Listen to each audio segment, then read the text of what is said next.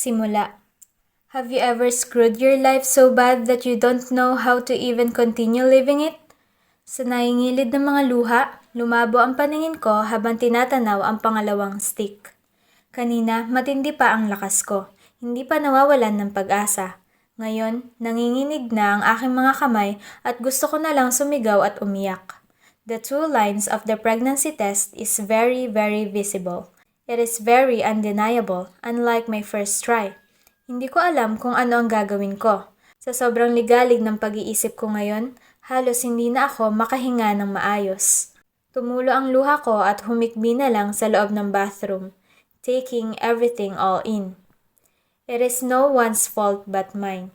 I want to say that all along, it's my mother's fault. She dragged me in this town to get away from my supposed bad influence boyfriend. Ang totoo, hindi niya kasalanan. Ako lang ang may kasalanan sa lahat ng ito. Ma'am Amber? Isang katok ang narinig ko galing sa pintuan. Nasa baba na po ang breakfast nyo. Susunod na lang po ako! I shouted wearily. I am pregnant. That explains why for 5 consecutive days, I wake up in the morning to vomit. Unang araw pa lang, kinabahan na ako. But I thought it's all just because I am not feeling very well for the past weeks. Wala akong ganang naupo sa hapag. Hindi man lang ginagalaw ang pagkain. I have no choice but to go to him and tell him. Wala na akong pakialam kung may mahal man siyang iba. I won't tell him that just because I want him back. I want to inform him at hanggang doon na lang iyon. It's horrifying to imagine my mother's reaction. Sa dami-dami ng kapalpakan ko para sa kanya, ito na ang pinakamatindi. I sighed calmly and thought of it clearly.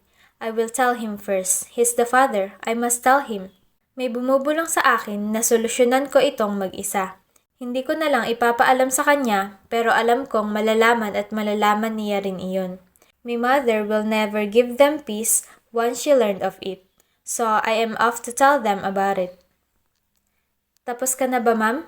Tanong ng kasambahay nang nakitang halos hindi ko na naman ginalaw ang almusal. Oo, maglalakad-lakad lang muna ako sa dalampasigan. Pakisabi kay mami kapag naghanap, sabi ko. Sige po, ma'am. Nilakad ko ang dalampasigan galing sa aming mansyon patungo sa The Coast Hotel. It was another fine day for everyone on the holiday. The blazing hot sun is as happy as everyone. Hindi ako makapaniwala na sa dagat ng mga taong ito, nandito ako, kabado at problemado para sa aking sarili. My mother's ambitions for me were instilled in my head, even when I was little. She wants me to become a social butterfly, so I took art classes and ballets to be prim and proper lady at an early age. High school came and she enrolled me in modeling agencies that lead me to pageants. I won a prestigious national teenage pageant just a couple of years ago when I was still 16. She was happy about it, but she never wanted me to join more. She said it's cheap. Imbes, gusto niyang mas pagbutihin ko ang pagmamodelo. How I got here was both our doing. I was so stubborn while she's too strict. Now, where did it get me, huh? Kinagat ko ang pang-ibabang labi ko habang tinatahak ang matitinik na rock formation na pumapagitna sa The Coast at sa mahaba pang dalampasigan ng Costa Leona. On our hotel, the sea is peaceful and without any boat in sight. Beyond the rock formations are the many boats of the fishermen of Costa Leona's people. Kahit nakatsinelas, nararamdaman ko pa rin sobrang sakit ng bawat apak ko.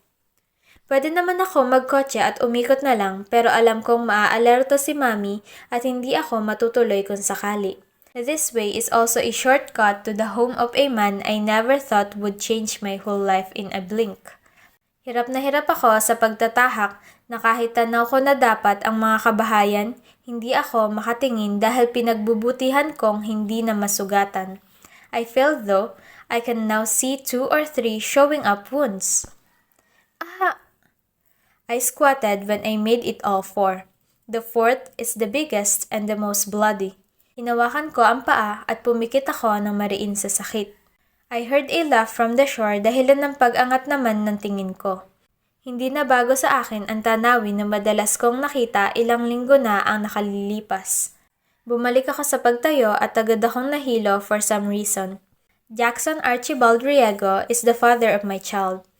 I will not blame him for being with other girls after our heated confrontations. In other days, I would walk out terribly angry whenever I see him flirting. Today, I won't. Today, I will endure the pain. Hindi ko naman alam kung sino talaga ang may kasalanan, ako o siya, kaya hindi ko na siya sisisihin pa. Especially now that I'm pregnant. This is not a joke anymore. This is not part of my theatrical acts towards him. Parang pinupunit ang puso ko habang tinitignan silang dalawa ni Rowena. Rowena is his neighbor who's close to him.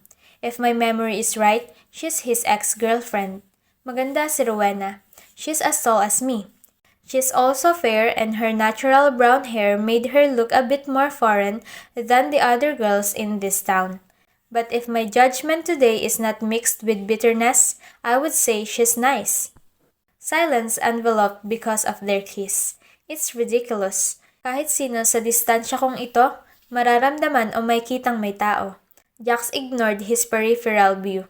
Hindi ko alam kung sinasadya ba o talagang hindi niya lang ako nakita. Bubuksan ko na sana ang bibig ko para magsalita pero nakita ko ang kamay niyang pumulupot sa baywang ni Rowena. Para akong sinasaksak sa puso. My breathing hitched and my lips remained parted for the halted words. Nangilid ang mga luha ko. Tatalikuran ko na sana sila nang bigla siyang tumingin sa akin. The revenge in his eyes were very evident and the amusement on his lips made him look tormented. Bahagya niyang pinaalis si Rowena sa tabi niya. Anong ginagawa mo rito? He asked me coldly. Ngumisi si Rowena habang tinatanaw ako. I know that people in this town despise our family so bad because of what my mother did to Jack's father years ago. Siguro, hindi lang iyong galit na iyon ang nararamdaman ni Rowena para sa akin. What is it, Amber? He commanded when he realized I am not talking. Pwede ba kitang makausap ng tayo lang? Humalakhak si Rowena at hinaplos ang braso ni Jackson. I winced at that movement, slowly getting angry by the moment. Anong pwede mo pang sabihin sa akin na hindi pwede marinig ni Rowena? He asked in an amused tone. Nanginig ang labi ko. Mabilis na namuo ang luha sa aking mga mata. Quit that fucking drama, Amber! He spat mercilessly. I swallowed the bile on my throat. Isang kalabit na lang, isisigaw ko ang alam ko pero sa huling sandali, naduwag ako. Tinalikuran ko siya at umamban tatakbon tatahakin ang rock formations. Hindi bali na kung masugatan ako o ano. Basta, makaalis sa harap ng dalawa. It's stupid to try and tell him that. It's a fucking stupid decision. Mas gugustuhin ko pang pagalitan ni Mami. Mas kakayanin ko pa ang litanya niya tungkol sa kung gaano siya ka-disappointed sa akin kaysa harapin at sabihin sa lalaking ito ang totoo. He does not deserve to know that we're having a baby. He does not have to know. I'm sure my family can accept me. I'm sure I can do it alone, no matter if I'm just 18. Bumuhos ang luha ko habang tumatakbo, pero bago ako makatahak sa batuhan, hinila niya na ako. Pumiglas agad ako, para bang alam kong gagawin niya ito para mas lalo pa akong mapahiya. Bitiwan mo ako, Jackson! Sigaw ko. It was quite a struggle for me but when I opened my eyes to see him, it's not a big deal to him. Isang hugot lang sa akin at pumirmi na siya sa kinatatayuan niya. Huling-huli niya na ako, hindi na makakawala. His sunburned hand in golden tan is in contrast with my paper white arm that's not a bit red from the force he's giving. His touch made me tremble and shiver in both fear and something else. Bitiwan mo ako! Why are you here when you shouldn't be looking for me? Jackson! May sasabihin ka, di ba? I thought you're done talking to me. So, sabihin mo na. He said in an amused but bitter tone. Bitiwan mo sabi ako! I thought you're done with me. What is it now, huh? Mariin niyang bulong. He crouched to reach my ear and to whisper vile words. Nagpupumiglas pa rin ako pero hindi pa rin makawala. Anong iniiyak-iyak mo, He said almost teasingly. I pushed him away. Mas lalo lang nagdilim ang ekspresyon niya. Or you're back for me? Your rich boyfriend can say to you? I flashed profusely at his lewd words. Sinubukan ko pa rin kumawala pero wala talaga siyang plano na bitiwan ako. Kahit pa masaktan ako. Napuno ako sa puot at frustration dahilan ng walang pag-aalinlangang sigaw ko sa harap niya. I'm pregnant, Jax! I'm pregnant! That's what I wanna tell you! I said pleadingly. Ang dilim sa kanyang mga mata ay nanatili, ngunit unti-unti itong nabahiran ng gulat. His hold of me weakened. Nakita ko ang pagkabalisa ni Rowena sa kanyang likod pero hindi ko na ito pinagtuunan ng pansin. Jackson is watching me carefully. His lips slowly rose on the sides and his eyes were slowly calming too. Hindi ako nandito para kaawaan mo o pilitin kang panagutan mo ako. I have the decency to tell you the truth because I know we both committed this. I can raise my child alone. I just want to inform you that. That's all. Sigaw ko at tinalikuran na siyang muli. Hindi na siya nakahawak sa akin kaya nakadiretso na ako sa batuhan. Amber, sa kabila ka na! He groaned when he realized that I will not take his advice. I heard him mutter a curse bago dumiretso sa akin at patalikod akong inangat sa kanyang bisig. Tumili ako at muling pumiglas. Bitiwan mo ako! Jax! I am on his arms wriggling bad while he's trying to balance himself on the sharp rocks. Stop moving or we'll fall. Damn it, he said a bit calmly now. I don't care, basta bitiwan mo ako! Bumalik ka na roon sa kalaguyo mo! I screamed bitterly with tears in my eyes. Kung hindi lang ako magalaw, mas malinaw sana ang nakita kong ekspresyon sa kanya. Pero dahil magulo ako, hindi ako sigurado kung ngisi ba ang nakita ko. All I know now is that I want to get as far away from him as possible. I'll never forget how I endured the past weeks. Nadiligan kong mabuti ang galit na binuo at hindi na ito mawawala sa akin. Hindi sa simpleng ngisi na nakikita ko sa kanya ngayon. When we're safely on sand, binaba niya ako. I pushed him away and I ran as fast as I could away from him. Amber! Mababang boses ang sigaw niya. I heard him curse again. Pupunta ako sa inyo. Isasama ko si Papa. He declared but it's too late. Nagpatuloy ako sa pagtakbo hanggang sa nasa loob na ako ng hotel. I found my way to my mother's office. I was already panting so bad at hilong-hilo na dahil sa pagtakbo at sa mga emosyong naramdaman nang dumating ako sa pintuan ni Mommy. My stomach hurt a bit but I didn't mind it. Bago pa dumating si Jackson kasama si Tito Achilles dito, gusto kong kausapin si Mommy. Lumabas ang isang manager galing sa opisina niya. Pumasok naman ako. Nadatnan ko si Mommy roon, nagkakape at halos nanlalaki ang mga mata nang makita ang ayos ko. Tumayo siya, nag-aalala. Kinakapos na ako sa hininga dahil sa pagtakbo pero nagpatuloy pa rin ako. I hugged my mommy in the hopes that while telling her the truth, she'd pity me. Mom, I'm pregnant. I said it. Amber, what's wrong? She said, ignoring my words. Mommy, buntis po ako. I said pleadingly. Ha?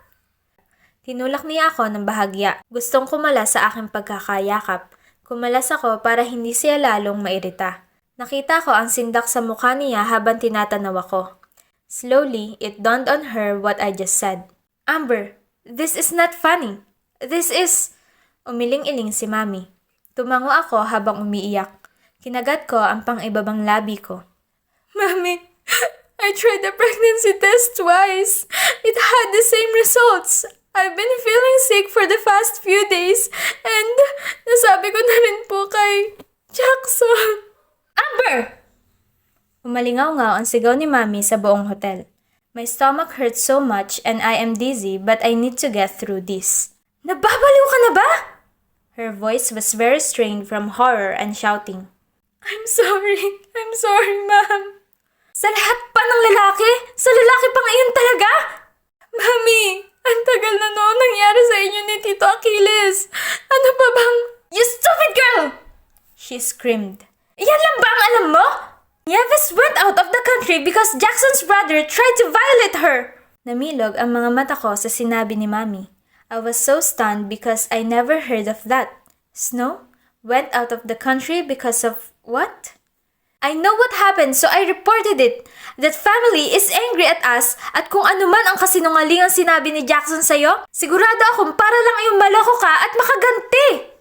Nanggagalaiting sinabi ni Mommy. Nalaglag ang pangako. That explains why everyone seems to hate me in this town. Ang akala ko dahil lang kay Mami at kay Tito Achilles. Bago ko pa marinig ang mga sumunod na sinabi ni Mami, naramdaman ko na ang likodong dumaloy sa aking binti. Bumagsak ang tingin ko sa sahig at nakita ang halos pabilog na pagdanak ng dugo. Mami screamed, halos mabingi ako. And then everything slowly fell and went black. It hurt. That's all I know. Kahit pa halos wala naman akong malay at mga boses lang ang naririnig ko sa buong panahon. Nagtagal pa bago ako nagkaroon ng lakas na idilat ang mga mata. Hinang-hina ang pakiramdam ko pero isa lang ang nasa isip ko. I saw my mom in the background of it all.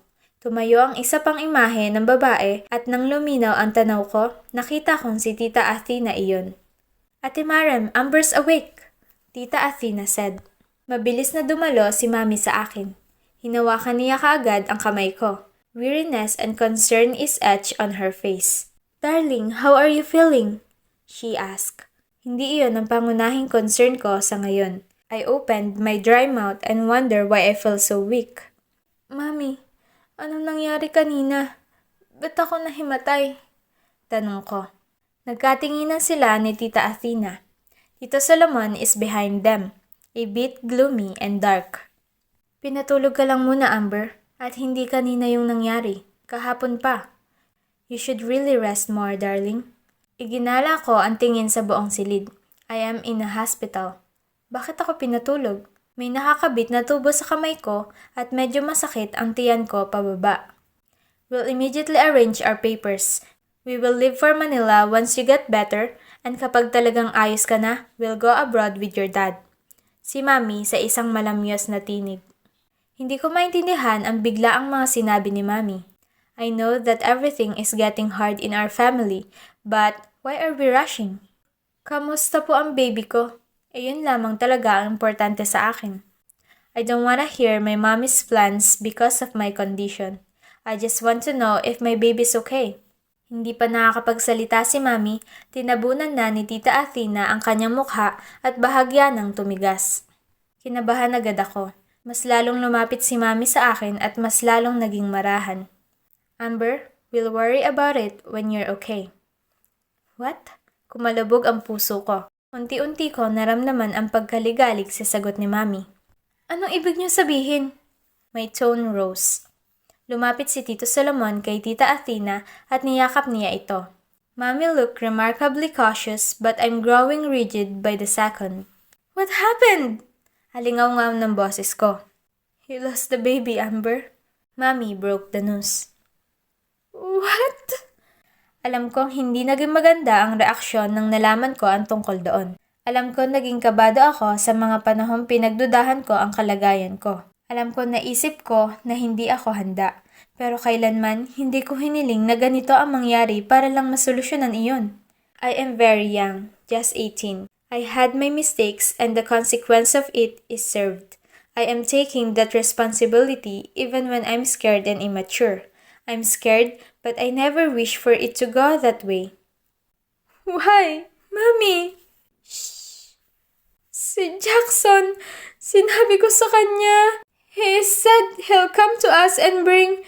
Stop thinking about that stupid man, Amber. And for once in your life, listen to me. Ate! Pagbabanta ni Tito Solomon. Gulat, bighati at sakit na pinaghalo ang naramdaman ko. Hindi ko na alam kung ano pa maaari ang sasabihin ko. The only thing on my mind now is that I lost my baby. Is this true? Am I dreaming? I was slowly trying to accept and adjust. And then... Sinabi ko na kay Jackson at Achilles ang nangyari sa'yo. His bastard of a son went ballistic and insisted to come here. Pero hindi ko pinayagan kaya sila na mismo ang kinausap ng doktor. He went home and I was told that he's already womanizing after knowing na nawala mo ang bata, Amber. What? Nanghihina ang tinig ko. Oo! My tears fell from the sides of my eyes. I swallowed hard and accepted the fact that it's not his fault from the very beginning. Unfortunately, I can imagine Jackson doing that. That cruel man probably liked what happened dahil wala na siyang pananagutan sa'yo. The truth hurts like hell. Alam kong kaya ako nasasaktan sa sinabi ni Mami ay dahil alam kong totoo iyon. This is all my fault. I thought I'm saving you from your possible downfall in Manila. Nanginig na sinabi ni Mami. Hindi ko naisip na maaaring dito ka pa. Humagulhol si Mami sa aking kamay. Worn and tired, I breathed normally. Sa sobrang sakit, namamanhid na ako. I lost my child. I lost my baby before I got to know him or her. Jackson is not important now. I can only think of my baby. Ang dami-dami nating pangarap, Amber. Bakit ganito? Mommy is crying for the dreams I've lost because of this incident. I'm crying for the baby I lost. Gusto ko man na matupad mo ang mga pangarap mo. Ayaw ko rin naman ang nangyari sa'yo at sa anak mo. Darling, what can I do? Mommy cried. Hinagod ni Tito Solomon ang likod ni Mommy. Kinagat ko ang pang-ibabang labi ko. I beat back all the tears I am holding and finally coming up with a decision. And you're only 18. You have many dreams. Bigong sinabi ni Mami. Ate, si Tito Solomon, let Amber rest. Leave all the management of the hotels to me for now until Snows comes back. Why is this happening to us? Nagpatuloy sa pag-iyak si Mami. Why now? Ate, leave the company to me. Tito Solomon offered even when I know he didn't have any interest or anything for it. Kailangan niyo magpalamig ni Kuya Densyo sa ibang bansa. I can't believe these are all happening all at once. Patuloy ni Mami. Nangilid ang panibagong luha sa aking mga mata. May kasalanan si Mami sa hotel.